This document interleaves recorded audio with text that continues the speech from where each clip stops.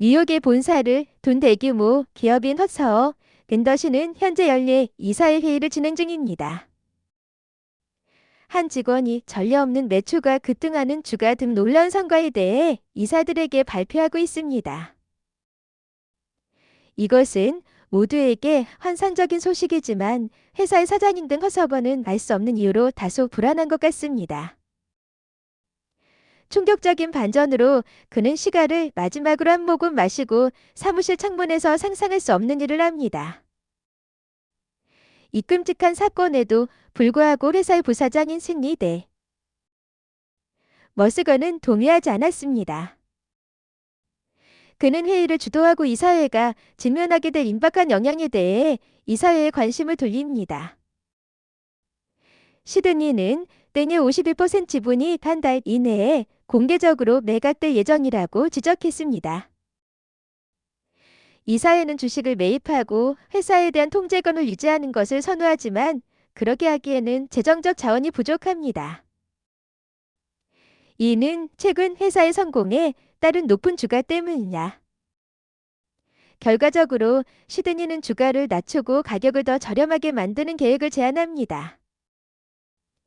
그의 계획에는 모든 잘못된 결정을 내리기 위해 경험이 부족한 관리자를 고용하는 것이 포함됩니다. 한편 우리는 최근 경영학을 졸업한 주인공 노벨 반즈 비프니를 만납니다. 그는 일자리를 얻고 돈을 벌기 위해 뉴욕에 도착합니다.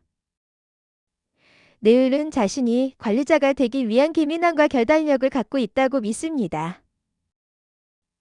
그러나 그는 모든 직업에 5년의 경력이 필요하다는 이유로 거절당했다. 낮담아 그는 커피숍에 들어가 음료를 마시면서 신문에서 허서모 인더시라는 번성하는 기업에 대한 기사를 읽습니다. 이것은 그에게 희망의 빛을 주고 그는 그 장소로 향합니다. 다음 장면에서 르는 헛서거 인더시에 도착하여 우편실 직원으로 고용됩니다. 부서는 까다로운 책임으로 가득 차 있으며 급여도 낮습니다. 그러나 노빌은 이를 받아들일 수밖에 없었다. 얼마 지나지 않아 나이 든 직원이 매우 중요한 기밀 파란색 편지를 우편실로 가져옵니다. 그것은 다름 아닌 언어가 죽기 직전에 보낸 것이었습니다. 내늘은 기업의 회오리바람 속에 자신을 발견합니다.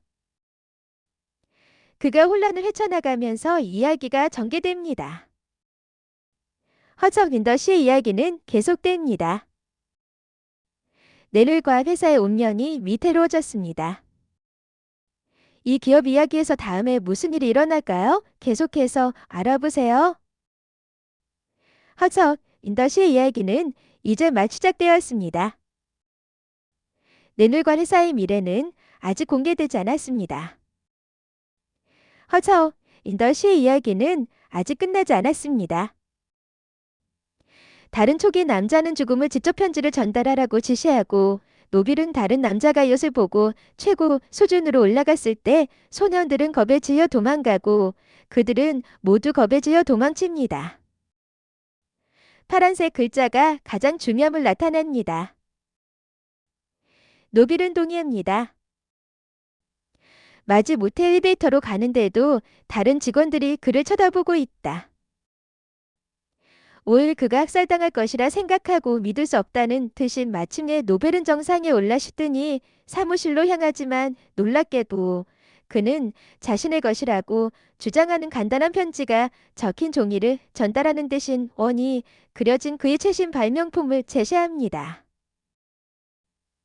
그러나 그는 그것의 구체적인 내용을 설명하지 못했습니다. 미움을 끄기는 그것은 시간의 묘다다 하고 말했습니다.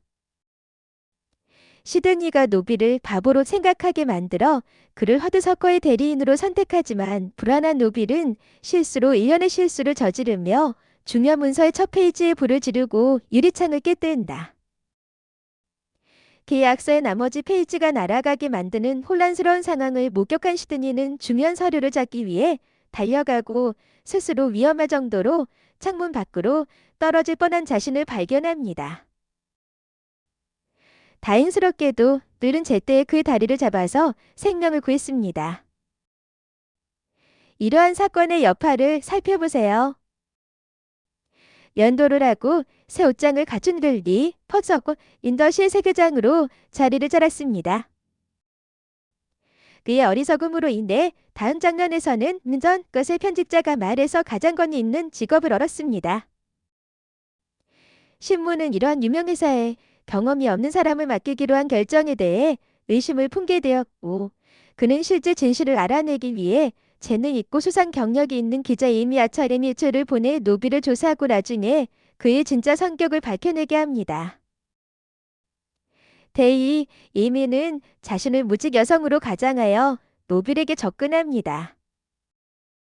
그녀는 그녀의 자격을 모두 나열하고 그녀에게 일자리를 달라고 요청합니다.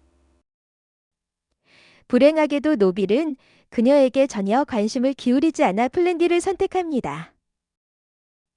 이미는 기절한 척하고 그를 남겨둡니다. 그녀가 일어나면 그녀를 사무실로 데려가는 것 외에는 선택의 여지가 없으며, 그녀는 고향 출신인 척하고 심지어 그의 친구 중 일부를 알고 있다고 거짓말까지 합니다. 놀랍게도 릴리는 이것에 깊은 인상을 받고 즉시 그녀를 개인 비서로 고용합니다.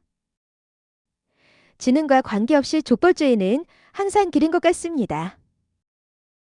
그 후 이미는 신문사로 돌아가 노비를 바보로 묘사하는 이야기를 쓰기 시작합니다. 이는 이 사회 구성원들의 예상대로 주가의 급격한 하락으로 이어진다. 내일은 뉴스 기사를 읽었을 때 현실을 알지 못한 채 자신의 묘사에 격분하고 새로 임명된 비서에게 기사 작성자에게 답변 초안을 작성하도록 지시합니다. 그는 또한 작가의 사진이 작가의 이름에 포함되어 있지 않기 때문에 작가가 매력 없는 나이 든 여성이라고 가정합니다. 이 말을 들은 에이미는 화가 났지만 가까스로 감정을 다스리며 예, 보스라고 대답합니다. 그날 저녁 그녀는 새로 임명된 회장에 대한 단서를 찾기 위해 은밀하게 허서워 인더시에 잠입합니다. 이미는 거대한 시계 바로 뒤에 있는 최상층으로 향합니다. 그곳에서 그녀는 오랫동안 시계탑을 관리했던 모세를 만난다. 그는 허척에 대한 모든 것을 알고 있는 것처럼 보이며 심지어 내미를 잠복 기자로 인정합니다. 그럼에도 불구하고 그는 향후 인수를 위한 고의적인 추가 조작을 포함하여 시드니의 계획에 대한 세부 사항을 알고 있다고 밝혔습니다. 이 귀중한 정보를 수집한 후 에미는 편집장에게 그 이야기를 전달합니다. 그녀는 가능한 한 빨리 이 이야기를 출판하고 싶어 합니다. 하지만 구체적인 증거가 부족해 상사는 그녀를 전혀 믿지 않는다. 그런 다음 장면은 릴리 주변 사람들 사이에서 자신을 발견하는 회사 연례 크리스마스 파티로 이동합니다. 잠시 후 시드니는 그를 불러 다른 주주들에게 소개합니다. 노빌은 노련한 주주와 대화를 나누는 동안 그들의 언어로 대화를 시도하지만 불행하게도 그는 결국 그들의 기분을 상하게 하여 얼굴에 강한 펀치를 날립니다. 나중에 에미는 발코니에서 릴을 발견하고 부상을 간호합니다. 그녀는 그에 대해 약간 안타까움을 느끼고 그의 상처를 치료합니다. 짧은 대화를 나눈 후 레미는 릴리 기업 정치에 관해서는 완전히 순진하고 총명하고 친절한 사람이라는 것을 깨닫습니다. 이 깨달음은 에이미가 자신을 숨긴 것에 대해 죄책감을 느끼게 합니다. 이미의 배신과 진정한 정체성을 고백하기 위한 투쟁 결국 용기를 모아 그들의 상호 작용은 낭만적으로 변합니다. 그들은 열정적인 키스를 공유합니다. 다음 장면에서 허드는 뜨거운 키스를 합니다. 노빌 대통령은 그 장면에서 결정합니다. 자신의 컨셉에 따른 신제품 그는 자신의 컨셉을 이사회에 시연하지만 자신의 생각을 명확하게 표현하지 못하여 어려움을 겪습니다. 이사회는 혼란에 빠지지만 시드니는 다른 계획을 가지고 있습니다. 그는 제품이 주가를 더 낮출 것이라고 믿고 있습니다.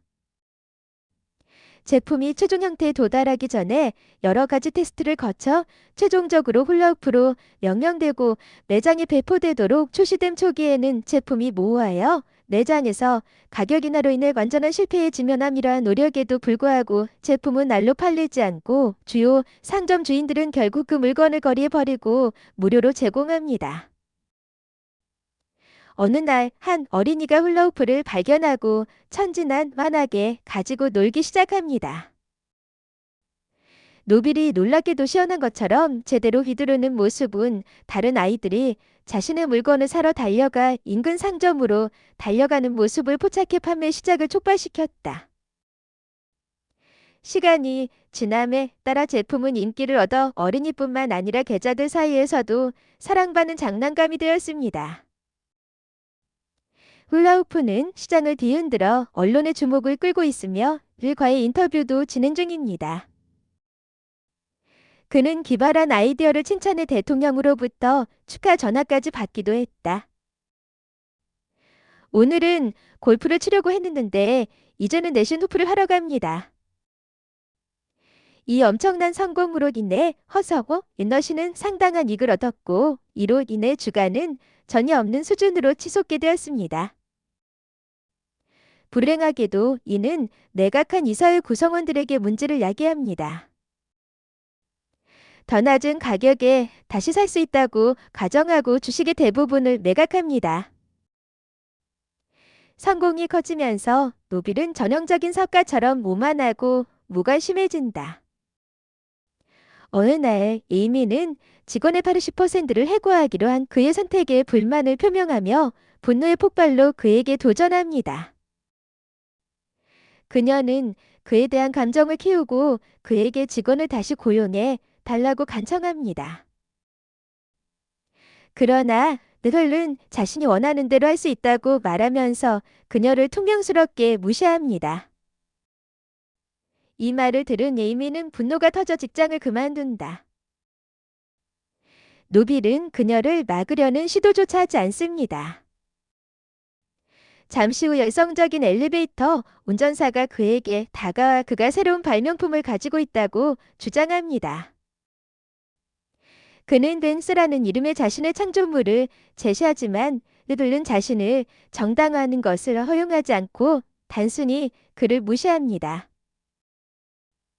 그날 밤 나의 쇠사는 이름의 허석의 관이인이 에미의 진정한 정체성을 발견하고 신속하게 시드니에 알리고 시드니는 이를 내 공개합니다.